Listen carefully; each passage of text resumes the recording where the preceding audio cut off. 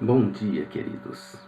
Dando continuidade, hoje faremos uma reflexão no capítulo 2 de Gênesis, intitulado Deus criou o homem, a mulher e a família.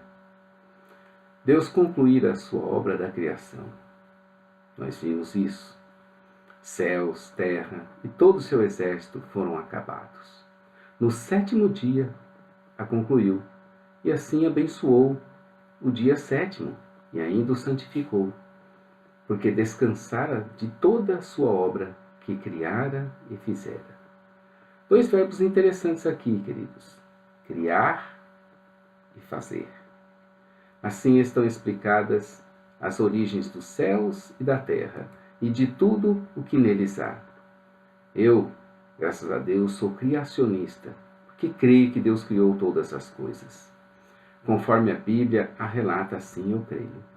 Muitos cientistas tentam provar que a vida e tudo o que há é fruto do por acaso. Mas muitos cientistas também tentam provar que tudo foi criado, e não que surgiu simplesmente. Sabe de uma coisa? Eu fico triste quando eu vejo alguém dizer que a ciência diz ou fala alguma coisa. A ciência diz... Peraí. A ciência não é uma pessoa para se expressar. Antes, uma técnica, um método inventado pelos homens para explicar o nosso meio em que vivemos. Por isso que há cientistas crentes e também há cientistas que não creem no Criador. Eu quero repetir aqui o que disse ontem sobre a criação. Queridos, o mundo, com tudo o que nele há, a criação de Deus que envolve a concepção, o planejamento, a orquestração e a realização de todas as coisas que há nos céus e na terra, visíveis e invisíveis, sejam tronos, sejam dominações, sejam principados, sejam potestades, foi criado nele, em Jesus Cristo, a segunda pessoa da Trindade, por ele e para ele, de forma proposital, com propósitos, em função, sabe do quê? Da família, a qual Deus quis colocar a sua imagem e a sua semelhança, para que, a recebendo e a transmitindo pela graça e bênção da geração dos filhos, cumprissem a sua aliança com eles por meio dos mandados de Deus, quais sejam os mandados ou ordenanças espiritual, social e cultural. Sabe o que vemos? Propósito, inteligência, desígnio, planejamento, ordem, lógica, razão, tudo isso estão presentes em toda a criação. É incrível a quantidade de espécies que Deus fez. Nós nem conhecemos todas, acredita nisso? Eu tenho uma pergunta que não tenho uma resposta. Será que surgem ainda novas espécies de seres que não sejam produtos da engenharia genética ou do cruzamento de algumas espécies semelhantes? Gostaria de ouvir a resposta de ambos os cientistas, de um crente e de outro não crente. Não é verdade? Estamos agora diante da criação do homem e da mulher, uma criação especial e única em todo o universo que o Senhor Deus fez. Ele vai colocar no jardim do Éden que ele criou o homem e a mulher para o cultivar e o guardar. Alguns destaques interessantes dessa criação especial. Houve uma manifestação e consulta prévia envolvida a Trindade sobre a criação do homem. O verbo façamos denuncia esse conclave na Trindade. Por ter sido criado por último, entendemos que a Trindade a tinha por especial. Não foi criado o seu corpo do nada, mas do pó da terra. Ele foi formado, manipulado, entretecido como uma escultura ou uma obra valiosa de arte. Deus soprou em suas narinas o fôlego de vida. Em nenhuma criatura foi assim. Isso se deu porque ele estava comunicando com a sua criação especial, a sua imagem e a sua semelhança. A mulher foi tirada do homem, de uma parte do seu corpo, de uma costela, provavelmente, como se fosse uma obra de engenharia genética, uma espécie de clonagem superior. Por isso que na junção deles para a geração de filhos, um privilégio sem igual. A imagem e a semelhança deles, eles se tornam uma só carne. Deus os tornou logo vice-gerentes com a missão de crescer e se multiplicar, encher toda a terra e dominá-la. Você, querido, é família de Deus, criada especialmente por Deus, para fins especiais que Ele planejou desde a eternidade. Vamos falar um pouquinho sobre a criação de Eva. Nós falamos pouco sobre a mulher criada da costela do homem, mas ela foi criada para ser uma ajudadora, ezer, no hebraico, uma palavra que lhe é oposta. Isso, ajudante é um termo fraco, mas a ideia é de uma interventora ativa, em nome de alguém, especialmente em um contexto militar, sabia? Onde está em jogo a vida e a morte. E uma que lhe correspondesse, kenegedo. A palavra hebraico para mulher é Isha. Por um lado, ela está conectada com a palavra usada nesta seção para homem, Ish. Mas, por outro lado, ela também soa como a palavra fogo, Esh. É claro que é possível que a conexão com o fogo é coincidência, e somente a conexão entre o homem e a mulher deve ser seriamente considerada. Afinal, apenas essa é explicitamente afirmada no texto. O que é interessante, no entanto, é que essas duas palavras, Ish e mulher, Isha, não são de fato relacionadas etimologicamente. Pela tradição rabínica, muito bem, falando. Há algo interessante relacionado ao nome em hebraico para homem e mulher. Quanto à pronúncia, temos uma conexão fonética. A palavra mulher se pronuncia Isha. A palavra homem se pronuncia Ish. A palavra fogo se pronuncia Esh. Tudo é muito parecido foneticamente. Graficamente, não se levando em conta as vogais Isha, mulher tem as letras Aleph, Shin, mais Re. Ish, homem, tem as letras Aleph, Yod e Shin. Repare que o homem e mulher têm em comum as letras Aleph e Shin. Esh, fogo, tem as letras Aleph e Shin. O curioso disso é que o nome de Deus impronunciado é composto das letras Yod, Re, Vav e Re.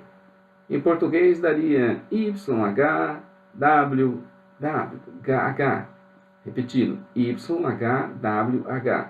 Observe que há um duplo Re, que são os dois Hs, no nome de Deus. O mesmo Re que aparece no final da palavra Isha, mulher. Olha, essa tradição rabínica diz então que quando Deus, representado pela letra dupla Re, não está presente entre o homem e a mulher, a união de ambos é pura paixão, Esh, fogo que logo se apaga e acaba. Mas quando Deus se faz presente, é então duradoura e eterna. No contexto sagrado, então um homem e uma mulher sem Deus é puro fogo. Apenas fogo, paixão e nada mais. Com relação ao nome de Deus, quando ele surge em algum escrito, nunca se lê o nome, mas se lê Adonai, que é o mesmo que Senhor. A pronúncia que ouvimos de Jeová ou Yeová é por causa das vogais que foram juntadas a um nome impronunciável. Mas isso não é verdadeiro, antes uma junção forçada. Eles pegaram os sinais massoréticos de Adonai, também composto de 4 letras hebraicas, e colocaram no nome impronunciável, gerando assim uma pronúncia não verdadeira. Quanto à raiz da palavra, etimologicamente falando, a palavra homem, Ish, vem da raiz Aleph, mais Vav, mais Shin, que significa força. A palavra Isha vem da raiz Aleph, mais Nun, mais Shin, que significa frágil. Também a mulher foi formada da costela, tsela, do homem, elemento duro, mais resistente e mais complexo que o homem, formado do pó, afar, da terra. Ela é mais dura, mais forte. O jardim do Éden. Ambos foram colocados no jardim do Éden, local que nos remete, como já dissemos, no hebraico, a prazer, fertilidade, deleite, luxo e refinamento. Vou repetir, essa palavra Éden, no hebraico, nos remete a prazer, fertilidade, deleite, luxo e refinamento. Essa palavra coloca também, essa palavra também nos remete à ideia de grande paz e gozo.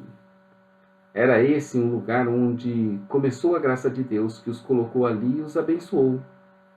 Lembra que nós falamos? Os libertou. Para quê? Para cultivar, trabalhar. Lembra do verbo avodar? Falei para guardar essa palavra. E também a palavra guardar. Nesse lugar foi que Deus abençoou a família. Onde Deus começou, repare. Ali, naquele lugar que hoje se trata do Iraque, é um berço atualmente de conflitos e de terrorismos, guerras, mortes e cegueira espiritual. Que triste, não é? Por isso que a própria natureza geme e espera com ansiedade a manifestação dos filhos de Deus. Romanos 8:19. Reparem, no entanto, que também foi no jardim, o jardim do Getsemane, que o Filho de Deus venceu a maior de todas as suas batalhas. Dali, vencedor, ele se levantou e pôde suportar a cruz, morrer e depois ressuscitou, para nos dar a vida e vida com abundância. E agora, o que você fará com esse conhecimento que você está adquirindo da palavra de Deus? Queridos, não havia vergonha neles, porque não precisavam se esconder de Deus. Mas no momento em que transgrediram, sim, ficaram nus, e não podiam fazer o que faziam na sua presença. Precisavam de se esconder. Quem pratica o pecado está nas trevas e precisa de privacidade. Ninguém que pratica o mal quer testemunha. Por isso, tudo o que faz procura fazer as ocultas, principalmente as ocultas de Deus. Como se isso fosse possível, né? O homem diz insensatamente que Deus não existe, para poder, sabe o quê? Ficar mais à vontade com seus pecados. Quando ele é desmascarado e fica nu, ele se perturba e logo procura algo para se esconder, e assim usa qualquer coisa no lugar das suas vestes originais. Uma desculpa é tudo o que precisa para poder continuar rejeitando o conhecimento de Deus. Até aqui, Satanás, invejoso, não tinha entrado na história. E Adão e Eva eram seres criados por Deus, com livre-arbítrio, únicos, especiais, mas logo irão perder o que Deus lhe deu. Tenham um bom dia e até amanhã no capítulo 3 de Gênesis, onde iremos tratar da queda do homem. Tudo seja feito para a glória de Deus. Deus abençoe os amados irmãos.